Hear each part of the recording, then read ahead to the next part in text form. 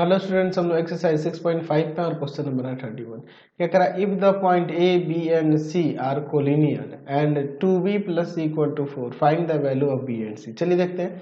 हमारे पास दिया है कि द पॉइंट्स, कौन कौन से पॉइंट है, द पॉइंट्स ए जिसका कोऑर्डिनेट है -1 -4, बी जिसका कोऑर्डिनेट है b, सी एंड सी जिसका कोऑर्डिनेट है 5 -1। ये कोलिनियर है। तो जब ये कोलिनियर है तो यहाँ पर हम लोग इसका एरिया क्या कह सकते हैं, 0 कह सकते हैं। जब ये कोलिनियर है तो हम लोग यहाँ लिख सकते हैं area of triangle A B C equal to 0। तो इसके लिए फॉर्मूला तो आप जानते ही हैं, 1/2 x1 into y two minus y three plus x2 into y three minus y one plus x3 into में y1 minus y two equal to में 0। अच्छा, इसमें आपको करना क्या होगा कि एक इसको x1 y1 समझ लीजिए, इसको आप x2 y2 समझ लीजिए और इसको आप x3 y3 समझ लीजिए। ठीक है, चलिए अब इसके बाद इस फॉर्मूले में रख देते हैं। ठीक है, चलिए अब इसके बाद देखिए 1/2 उधर जाके 0 हो जाएगा, है कि नहीं। अब बाकी सब की बात करेंगे तो अब देखिए यहाँ पे लिख सकते हैं x1 के प्लेस पर है -1, y2 into y two minus y three, यानी हो जाएगा c माइनस का -1 तो प्लस कर देते हैं। अच्छा, x2 के प्लेस पे यहाँ पे रख देते हैं b, y3 minus y -1 minus minus plus 4। ठीक है, प्लस x3 के प्लेस पे है 5, y1 माइनस y2 यानी -4 माइनस का c इक्वल टू में 0। चलिए यहाँ क्या हो जाएगा अब आपका माइनस का c माइनस का 1 माइनस क्या हो जाएगा यहाँ पे, ये पहले ऐसा ऐड ही कर लेते हैं। यहाँ पर तो ऐड करेंगे तो 3 भी आ जाएगा। यहाँ पर देखिए माइनस का 20 और माइनस का 5c इक्वल टू 0। अब इसके बाद देखते हैं हम लोग क्या होगा, 3b माइनस का यहाँ पर 6c और फिर यहाँ माइनस का 21 इक्वल टू में 0। ठीक है, यहाँ से आप एक काम करो, इसको उधर लेके चले जाओ, 3b minus 6c equal to 21, यहाँ से 3 कॉमन करते हैं, b माइनस का 2c इक्वल टू में 21, ये चला जाएगा उधर डिवाइड में तो b minus 2c equal to में 7 आ जाएगा। ठीक है, यहाँ से आप चाहो तो b क्या वैल्यू लिख सकते हो, 7 प्लस का 2c, इक्वेशन फर्स्ट ले लेते हैं। और हमारे पास ऊपर दिया हुआ है कि 2b plus c equal to 4, क्या दिया है 2b plus c equal to में 4। तो यहाँ से हम लोग b का वैल्यू रख देते हैं 7 प्लस का 2c plus c equal to में 4, है ना, फ्रॉम इक्वेशन फर्स्ट से हो गया ये। चलिए अब इसके बाद देखते हैं हम लोग यहाँ पर 14 प्लस का 4c प्लस का c इक्वल टू में 4, ये जाकर तो सब्ट्रैक्ट कर गया, यहाँ 5c हो जाएगा और इधर माइनस का 10, c इक्वल टू में माइनस का 2। तो अब c का वैल्यू हम लोग पुट कर देते हैं इक्वेशन फर्स्ट या सेकंड, किसी में भी, इक्वेशन फर्स्ट में ही यहाँ पे लिख देते हैं, putting the value of c in equation first में b equal to 7 plus 2c के जगह पर -2, तो b इक्वल टू 7 माइनस 4 यानी 3 आ जाएगा। देयरफॉर b का वैल्यू हो गया 3 और c का वैल्यू हो गया माइनस का 2। समझ गए। क्वेश्चन नंबर 32 देखिए, if the points a b and c are collinear and a minus b equal to 1 find the value of a and b। हमारे पास क्या दिया है कि द पॉइंट्स a जिसका कोऑर्डिनेट है -2 1, b जिसका कोऑर्डिनेट है a b एंड c जिसका कोऑर्डिनेट है 4 -1, ठीक है, आर कोलिनियर, ये कोलिनियर है। तो जब ये कोलिनियर है तो हम लोग लिख सकते हैं area of triangle A B C equal to में 0, यानी यहाँ फॉर्मूला लग जाएगा 1/2 x1 into y two minus y three plus x2 into में y3 minus y1 plus x3 into y1 minus का y2 इक्वल टू में 0। ये 1/2 जाकर उधर 0 हो जाएगा। इसमें से हमें क्या करना होगा, एक को x1 y1 समझ लेना है, एक को x2 y2 और एक को x3 y3, और इसमें रखते हैं -2, ये 2 उधर जाके 0 हो गया है। चलिए -2 y2 के जगह पे है आपका b माइनस y3 की जगह -1 तो +1 हो जाएगा, x2 का a, y3 -1 और -y1 यानी 1, x3 का वैल्यू है यहाँ पर 4, y1 - y2 1 - b equal to में 0। यहाँ माइनस का 2b माइनस का 2, यहाँ देखो ये -2a हो जाना है, प्लस का 4 माइनस का 4b इक्वल टू में 0। अब इसे आगे देखते हैं क्या हो जाएगा, माइनस का 2a माइनस का 6b और प्लस का 2 इक्वल टू में 0। चलिए एक काम करते हैं, इसको उधर लेके चल जाते हैं, -2 कॉमन करते हैं इन दोनों में से, तो यहाँ आ जाएगा आपका कितना, a + 3b equal to 2, minus का ये इधर माइनस का हो गया, ये चल जाएगा डिवाइड में, तो a + 3b इक्वल टू में यहाँ पर हो जाएगा 1। इक्वेशन इसे फर्स्ट ले लेते हैं। अच्छा, और हमारे पास a - b इक्वल टू में दिया है, a - b इक्वल टू में क्या दिया इक्वेशन में, 1 दिया हुआ है, ठीक है। एंड ये इक्वेशन सेकंड ले लेते हैं, और यहाँ इन दोनों इक्वेशन से देखते हैं, from equation first and second क्या हो जाएगा, a + 3b इक्वल टू में 1 और यहाँ है a - b इक्वल टू में 1। साइन चेंज करते हैं, यहाँ 4b इक्वल टू में 0, ये भी कट जाएगा, यानी b का वैल्यू 0 आ गया, और b का वैल्यू पुट कर देते हैं इक्वेशन फर्स्ट एंड सेकंड में, putting the value of b in equation first, तो a + 3 × b करेगा पर 0 इक्वल टू 1, यानी a का वैल्यू 1, देयरफॉर लिख सकते हैं a का वैल्यू 1 हो गया और b का वैल्यू 0 हो गया। समझ गए। क्वेश्चन नंबर 33 देखिए, if the point a b c and d from form a parallelogram, find the value of a and the height of the perpendicular taking A B as base. अच्छा चलिए देखिए, पहले हम लोग एक पैलोग्राम कंस्ट्रक्ट कर लेते हैं, फिर इसको समझते हैं। यहाँ मैं एक पैलोग्राम बना लेता हूँ, ठीक है, ये आपका पैलोग्राम हो गया, इसका नाम देते हैं ए बी सी डी। ए का कोऑर्डिनेट यहाँ पे देखिए 1 - 2 दिया है, बी का दिया हुआ है 2 3, सी का दिया हुआ है यहाँ पर a, 2 एंड डी का दिया हुआ है -4 - 3। हमें इस a का वैल्यू निकालना है, तो हम लोग जानते हैं ना कि इसके डायगोनल एक दूसरे के बाइसेक्ट करते हैं, तो यहाँ से हमें उसका मिड पॉइंट फॉर्मूला से हमें मिल जाएगा a का कोऑर्डिनेट। अच्छा, और दूसरा चीज हमें यहाँ पर निकालना है जो ए बी पर हाइट इसमें जो होगा, है ना, ए बी पर, यानी कि कहने का मतलब ये वाला, इसका लेंथ क्या होगा, यही हाइट निकालना है। चलिए, तो वो एरिया के लिए हमें यहाँ यूज करना पड़ेगा, तब बनेगा। देखिए हमारे पास क्या दिया है कि the points a 1 - 2, b 2 3, c a2 and d -4 - 3 form a parallelogram, ठीक है। अच्छा, यहाँ लिख सकते हैं, we know that the diagonal of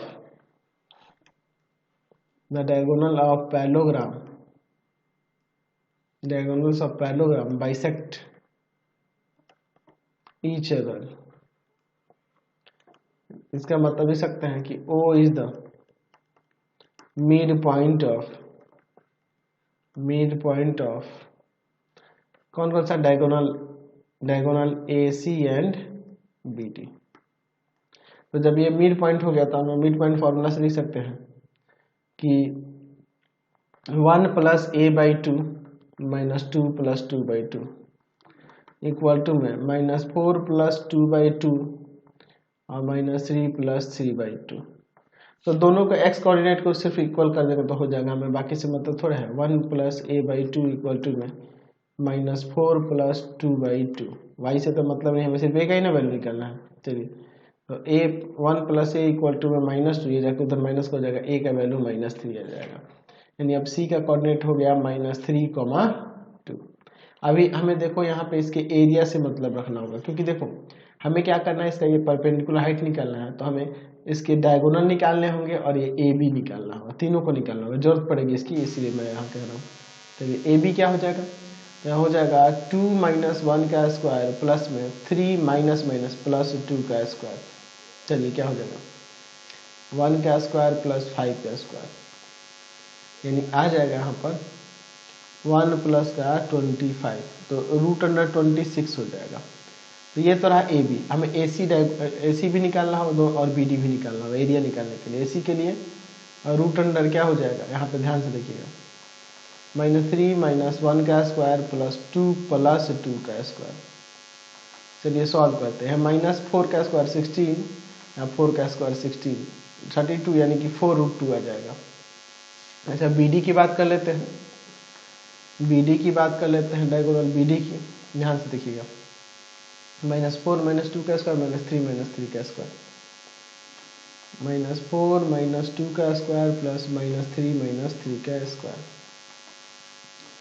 -6 का स्क्वायर 36 प्लस 36 √72 यानी कि 6√2 हो जाएगा। अच्छा अगर हम लोग एरिया ऑफ पैरेललोग्राम की बात करें तो 1/2 diagonal D1 into dt AC यानी AC इंटू BD लिख सकते हैं। अच्छा एरिया ऑफ पैरेललोग्राम के लिए हम लोग बेस AB और इंटू में उस पर जो परपेंडिकुलर हाइट हम लोग HA लिए हैं इसको भी लिख सकते हैं, equal to 1/2 AC into BD। तो AB का वैल्यू कितना है, तो AB का वैल्यू √26 है, into H equal to 1/2, AC कितना है तो 4√2 और ये BD कितना है 6√2।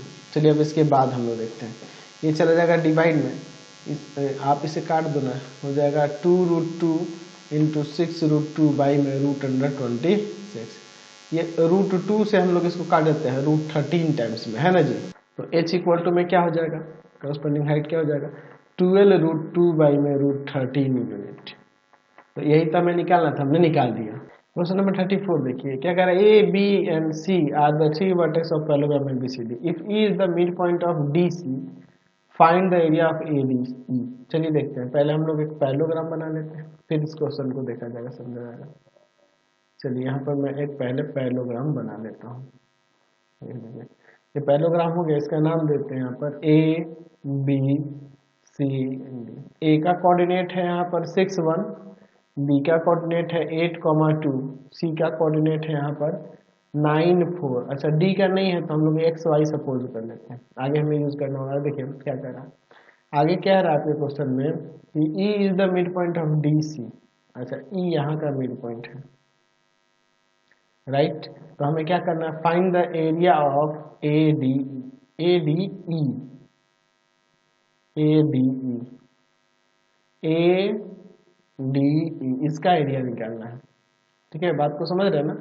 अच्छा तो इसका एरिया निकालना है हमें, तो पहले दोनों का कोऑर्डिनेट चाहिए, डी का भी चाहिए और ई का भी चाहिए, तभी ना निकाल पाएंगे।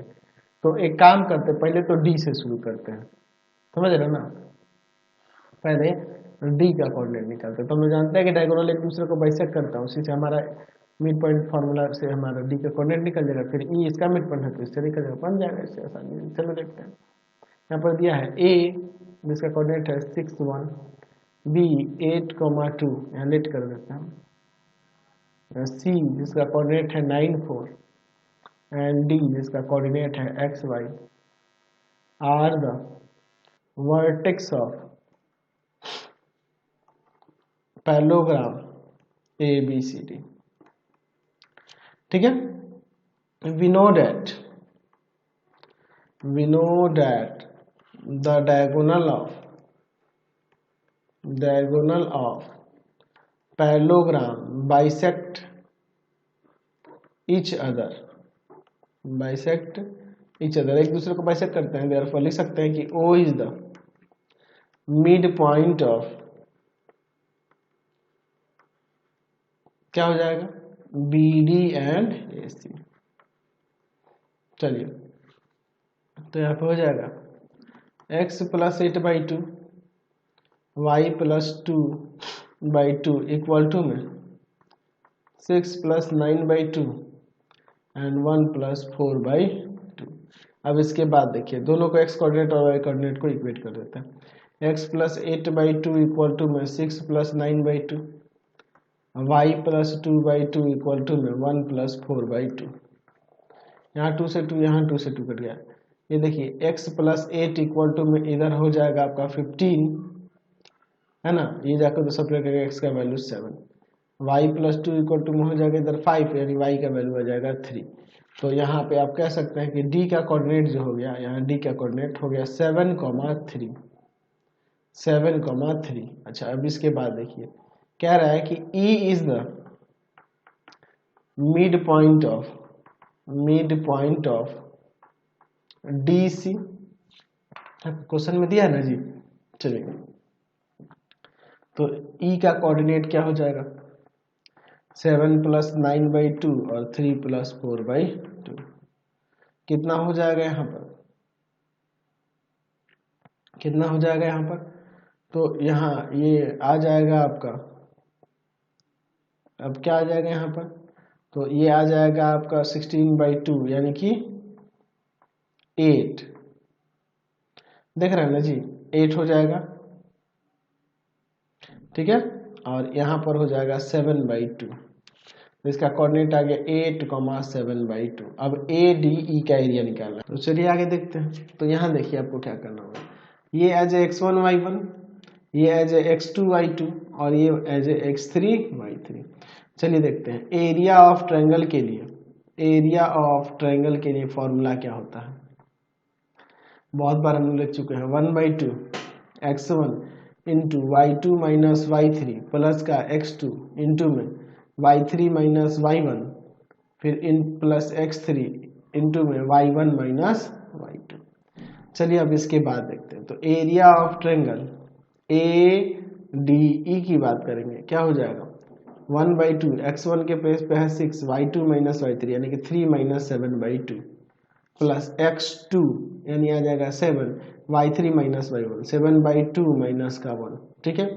फिर प्लस x3 यानी आ जाएगा 8, y1 माइनस y2 1 माइनस का 3। अब इसके आगे इसे सॉल्व करते हैं, देखिए 1/2 ब्रैकेट के अंदर है 6 इंटू में अंदर एलसीएम ले लेंगे 2, 6 - 7 प्लस 7 अंदर एलसीएम ले लेंगे 2, 7 - 2, ठीक है। और फिर यहाँ पर हो जाएगा प्लस 8 इंटू में माइनस का 2। अब इसके बाद आगे यहाँ पे सॉल्व करते हैं, 1/2 ब्रैकेट के अंदर यहाँ देखिए क्या हो जाएगा, 6 इंटू में माइनस 1/2, 7 इंटू में 5/2, ठीक है। अच्छा, और माइनस का 16। चलिए अब इसके बाद देखिए, इससे हम लोग काट सकते हैं 3 टाइम्स में, 1/2 ब्रैकेट के अंदर माइनस का 3 प्लस का 35/2 और माइनस का 16, ठीक है, कोई दिक्कत नहीं है।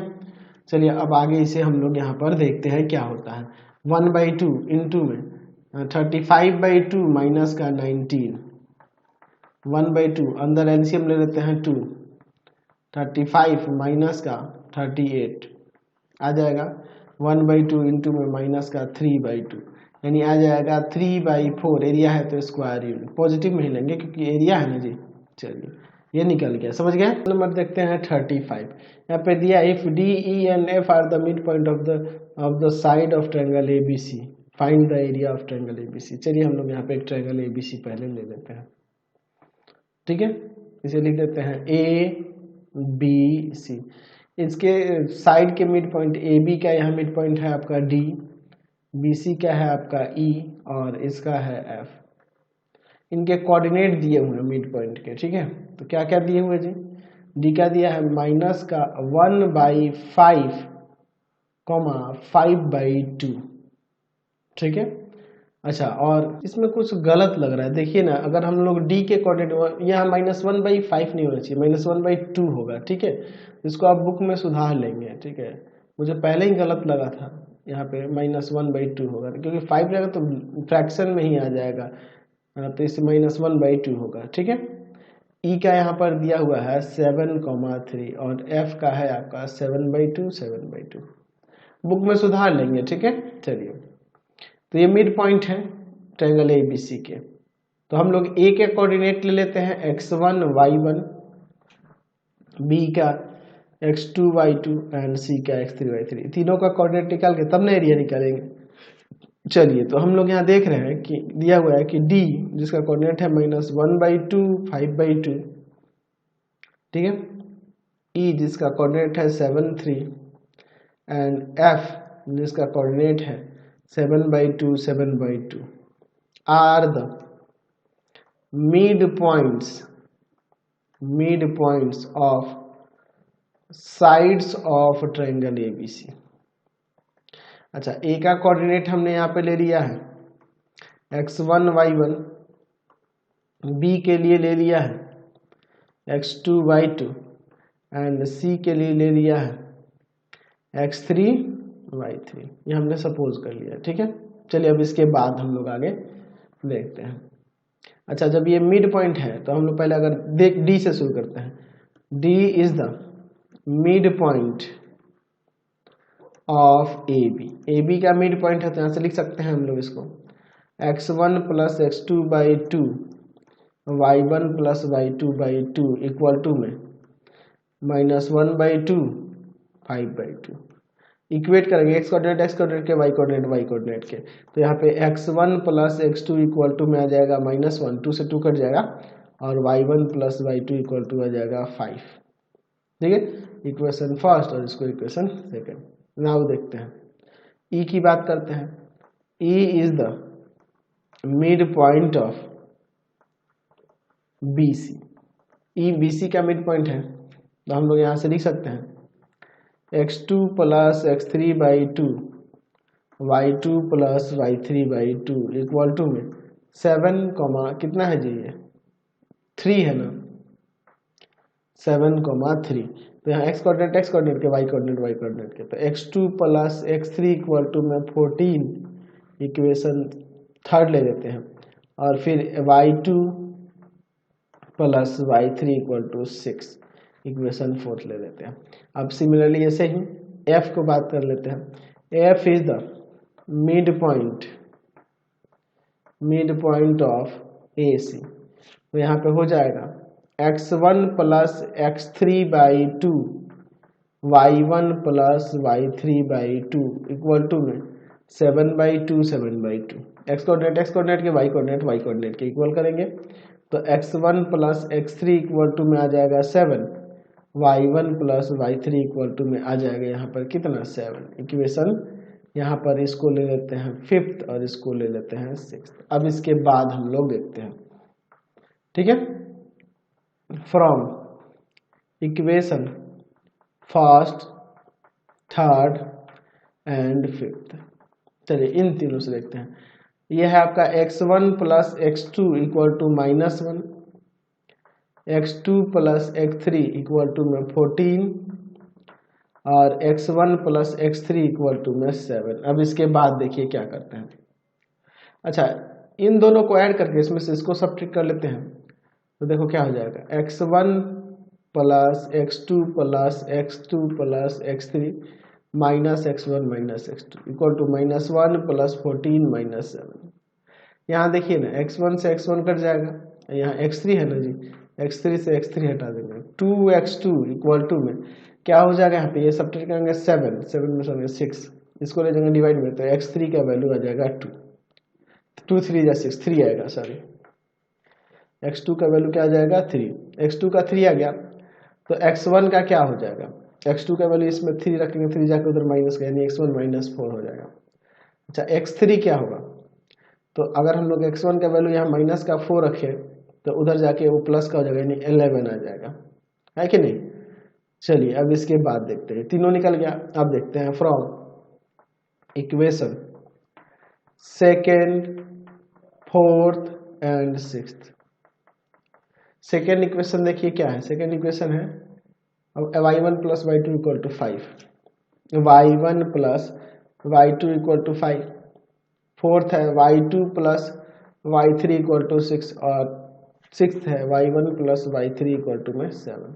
चलिए अब इसके बाद देखते हैं, फर्स्ट एंड सेकेंड को ऐड कर लेते हैं और थर्ड को सब्ट्रैक्ट करते हैं, ठीक है।